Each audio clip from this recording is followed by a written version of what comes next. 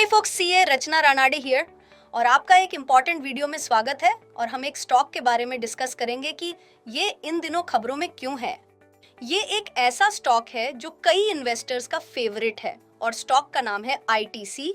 लेकिन न सिर्फ इन्वेस्टर्स, ये तो मीमर्स का भी फेवरेट स्टॉक है और इस स्टॉक के अराउंड कई मीम्स बने हैं। आई एम श्योर मैंने इसके बारे में 100 से ज्यादा मीम्स देखे हैं, बट मेरा पर्सनल फेवरेट ये है। पेशेंस लेवल कितना है? मैं तो आईटीसी में इन्वेस्टर हूँ। सैलरी कितनी लोगे? क्या बात है। मुझे लगता है कि 3 इडियट्स के सीन को एक बिल्कुल अलग इन्वेस्टर एंगल दिया है, पर मुझे लगता है कि एक्चुअली स्टॉक ने लोगों को अपना मुंह बंद करने के लिए कहा है। कब?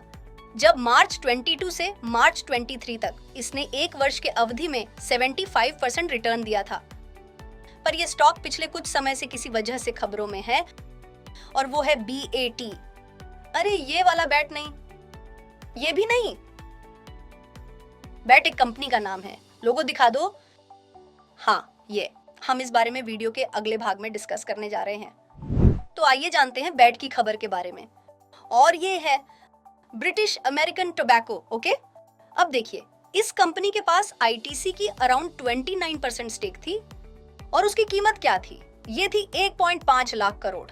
और 13 मार्च 2024 को ये कंपनी, जो आईटीसी के सबसे बड़े शेयर होल्डर्स में से एक है, उन्होंने आईटीसी लिमिटेड की 3.5% स्टेक बेची और उन्होंने इसे ओपन मार्केट में 400 रुपए 25 पैसे की कीमत पर बेच दिया। अराउंड 43 करोड़ शेयर बेचे गए। कुल मिलाकर 17,485 करोड़ ओपन मार्केट में बेचे गए। ओके, सबसे पहले हमें यह समझने की जरूरत है कि जब भी इतनी ह्यूज सप्लाई होती है, और ह्यूज सप्लाई का मतलब है 43 करोड़ शेयर्स, और हम एट अ टाइम एक कंपनी के 43 शेयर्स खरीदते हैं और उनके 43 करोड़ शेयर बेचे गए हैं। अगर किसी स्पेसिफिक स्टॉक की इतनी ज्यादा सप्लाई हो तो आप क्या फील करते हैं? Basic economics, supply is more, demand is similar.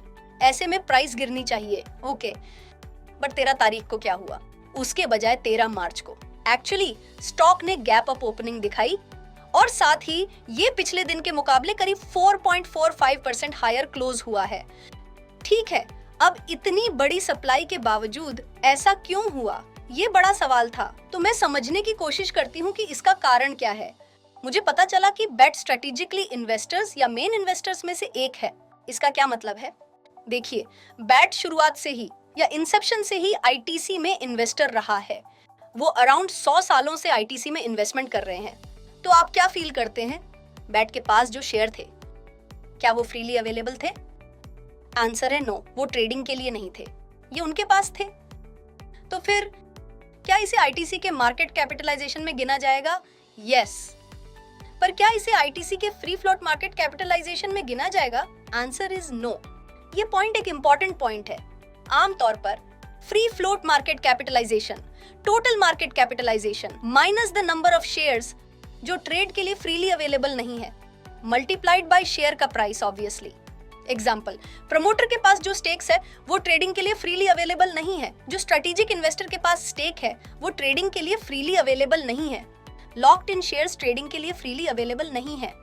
ये एग्जाम्पल्स हैं, तो इन्हें फ्री फ्लोट मार्केट कैपिटलाइजेशन में नहीं गिना जाता। जब बैट ने शेयर्स बेचे तो आप सोचिए क्या हुआ होगा। एक्चुअली आईटीसी का फ्री फ्लोट बढ़ गया। यहाँ तक ठीक है। आप सोचेंगे मैं फ्री फ्लोट को इतना इंपॉर्टेंस क्यों दे रही हूँ? आईटीसी में मार्केट कैपिटलाइजेशन बढ़ गया है। आईटीसी निफ्टी का एक पार्ट है। आप कहेंगे तो निफ्टी की कैलकुलेशन किस पर आधारित नहीं है? मार्केट कैप नहीं, ये फ्री फ्लोट मार्केट कैपिटलाइजेशन पर बेस्ड है। और फिर इसलिए निफ्टी में आईटीसी का वेटेज टू सम एक्सटेंट बढ़ जाएगा।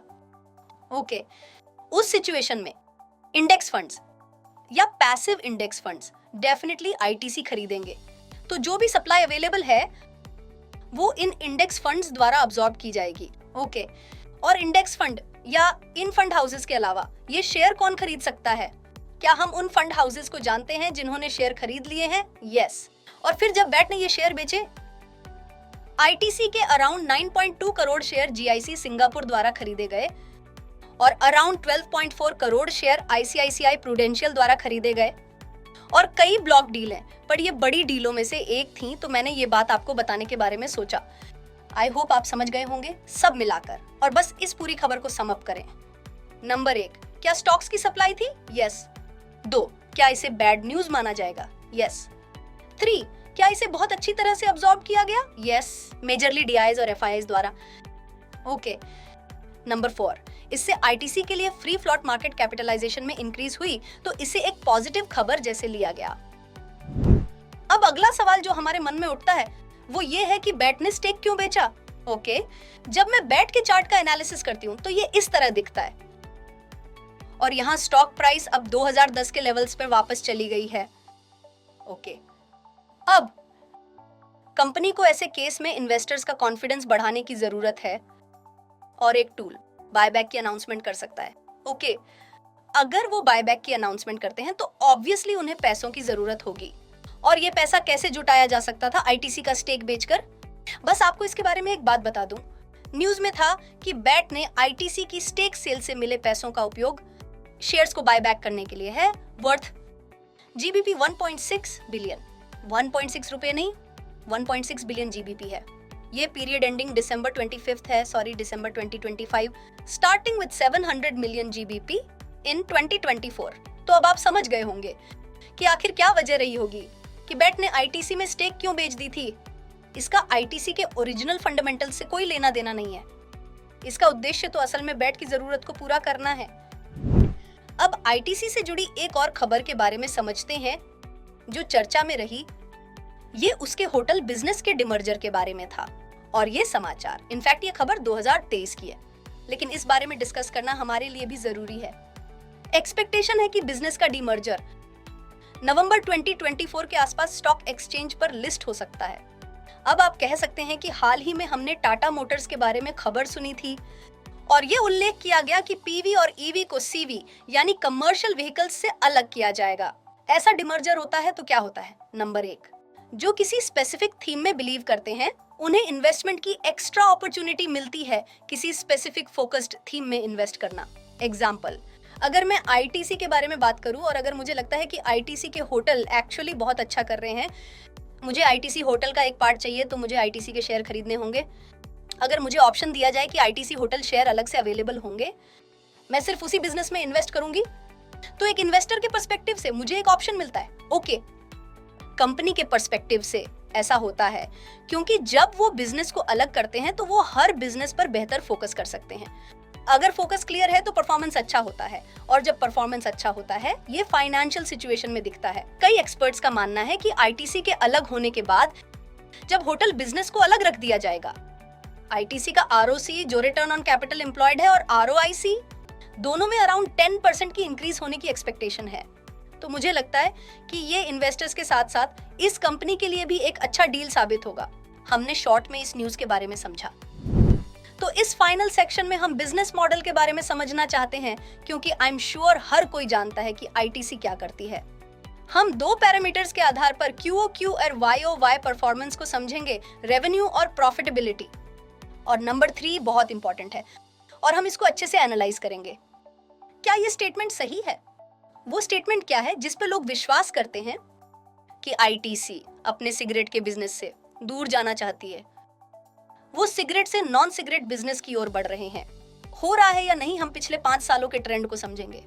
इन तीनों को हम इस सेक्शन में शामिल करना चाहते हैं। पहले 5 मेजर बिजनेस वर्टिकल्स से शुरुआत करें। पहला है सिगरेट, ये तो हर कोई जानता है। दूसरा बिजनेस वर्टिकल में एफएमसीजी है और जब मैं सनफीस्ट जैसे एग्जांपल्स का उपयोग करती हूँ, आशीर्वाद आटा, बिंगो, क्लासमेट, इन ब्रांड्स के बारे में हर कोई जानता है, सभी आईटीसी के हैं और सभी एक ही बिजनेस वर्टिकल के हैं, एफएमसीजी। और आईटीसी होटल्स एक बहुत प्रसिद्ध 5 स्टार होटल चेन है और उनकी एक और चेन है वेलकम होटल। चौथा पॉइंट है एग्री बिजनेस। आईटीसी का एग्री बिजनेस देश का दूसरा सबसे बड़ा एग्री प्रोडक्ट्स का एक्सपोर्टर है। इस कंपनी द्वारा व्हीट फ्लावर, राइस, कॉफी का एक्सपोर्ट किया जाता है। फाइनल है पेपर बोर्ड और पैकेजिंग, और ये कोई बड़ा डिवीजन नहीं है, पर गत्ता को क्या कहा जाता है अंग्रेजी में? कार्डबोर्ड, यानी कार्डबोर्ड। इसलिए इसे paper board, paper and packaging के इस सेगमेंट में कंसीडर किया जा सकता है। ओके, तो ये थे कंपनी क्या करती है, इसके बारे में क्विक एंड ब्रीफ डिटेल्स। अब क्यूओक्यू और वाईओवाई परफॉर्मेंस पर चलते हैं, इस पर एक नजर डालें। अब अगर आप सेगमेंट रेवेन्यू देखें, हम क्यूओक्यू आधार पर रेवेन्यू के बारे में बात कर रहे हैं। ये सिगरेट हो सकता है, ये अदर्स हो सकता है, ये एग्री हो सकता है, ये तीनों ही नेगेटिव हैं। Okay, paper board packaging 0.5% बेयरली positive है। QOQ पर 29.74% की इंक्रीज के साथ होटल सबसे बड़ा पॉजिटिव है, पर हमें इस पर विचार नहीं करना चाहिए। Q3 हमेशा Q2 की कंपैरिजन में बेहतर होता है। ये साइक्लिकल बिजनेस है।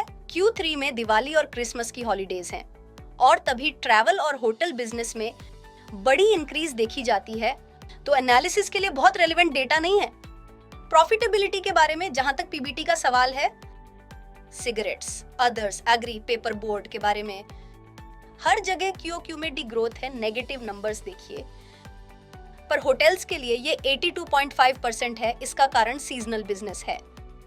YOY परफॉर्मेंस को समझें, ये इंपॉर्टेंट है और YOY बेसिस पर ऑलमोस्ट पॉजिटिव। सिगरेट देखें 3.58% पॉजिटिव, FMCG और अदर 7.6%, होटल्स 18.26%, ये YOY है। सीजनैलिटी यहाँ नहीं है। एग्री को देखें तो सिर्फ -2% की डाउनफॉल है और पेपर बोर्ड पैकेजिंग में 9.76% की डाउनफॉल है। एक ऐसा सेक्टर है जहां YOY हम अराउंड 10% नेगेटिव इंक्रीज देखते हैं। पीबीटी सिगरेट के लिए 2.3% एक शेड हायर है। FMCG के लिए इसकी 24.14% की ग्रोथ YOY है। होटल फैंटास्टिक है, 57.53% की इंक्रीज YOY। एग्री और पेपर बोर्ड दोनों 13.3% और 51.16% नेगेटिव हैं। कुल मिलाकर अगर आप मुझसे पूछें तो फाइनेंस बहुत अच्छा नहीं दिख रहा है या सुपर डुपर हिट नहीं है, ये एवरेज या एवरेज से ऊपर है। देखते हैं कि डिमर्जर के बाद कंपनी परफॉर्मेंस कैसी रहेगी। मुझे ये देखकर खुशी होगी, पर अब हम ये देखने की कोशिश करेंगे कि क्या वो सचमुच सिगरेट बिजनेस से नॉन सिगरेट बिजनेस की ओर शिफ्ट हो रहे हैं, और इसके लिए ये 5 साल का स्नैपशॉट है। तो यहाँ आप देख सकते हैं कि पहला FMCG सिगरेट है। यहाँ पर ओवरऑल रेवेन्यू कितना है। अगर आप उसे फाइनेंशियल ईयर 20 की Q3 में देखें, रेवेन्यू 5,311 करोड़ था, जो कुल रेवेन्यू में 41.41% कंट्रीब्यूट कर रहा था। अगर फाइनेंशियल ईयर 24 के Q3 पर आए, 41.41% से घटकर ये 40.29% हो गया है। तो पिछले 5 सालों में उनके सिगरेट के रेवेन्यू कंट्रीब्यूशन में बेयरली 1% की कमी आई है, 1 पॉइंट समथिंग। अब मैंने FMCG, others, hotels, agri business और पेपर बोर्ड, मैंने समेशन को नॉन सिगरेट बिजनेस में लिया है। अब ये 58.59% से बढ़कर 59.71% हो गया है। 5 सालों में रेवेन्यू में बेयरली 1% की इंक्रीज हुई है। ऐसा होना ही चाहिए। तो मुझे नहीं लगता कि वो बड़े पैमाने पर सिगरेट से नॉन सिगरेट्स की ओर बढ़ रहे हैं। डिफरेंशिएटर बेयरली 1% है। अब प्रॉफिटेबिलिटी नंबर्स पे एक नजर। सिगरेट बिजनेस में प्रॉफिटेबिलिटी देखी जाएगी। ये 83.5% से घटकर 78.47% हो गया है। प्रॉफिटेबिलिटी में सिगरेट सेगमेंट का कंट्रीब्यूशन 83.5% से घटकर 78.47% हो गया है। वहीं नॉन सिगरेट 16.5% से बढ़कर 21.53% है। प्रॉफिटेबिलिटी के पर्सपेक्टिव से ये अच्छा है, पर रेवेन्यू के पर्सपेक्टिव से ये अच्छा नहीं है।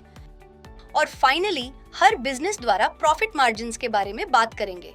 अगर आप यहाँ देखें तो ITC के लिए सिगरेट लगातार एक बड़ा चंक रहा है। ये पूरे समय 60% से ऊपर है। ये लगातार 70.7% से घटकर 62.63% हो गया है। I am happy about hotels में Q3 FY21 and Q3 FY22 पर विचार नहीं करूंगी। कारण सिंपल है, कोरोना।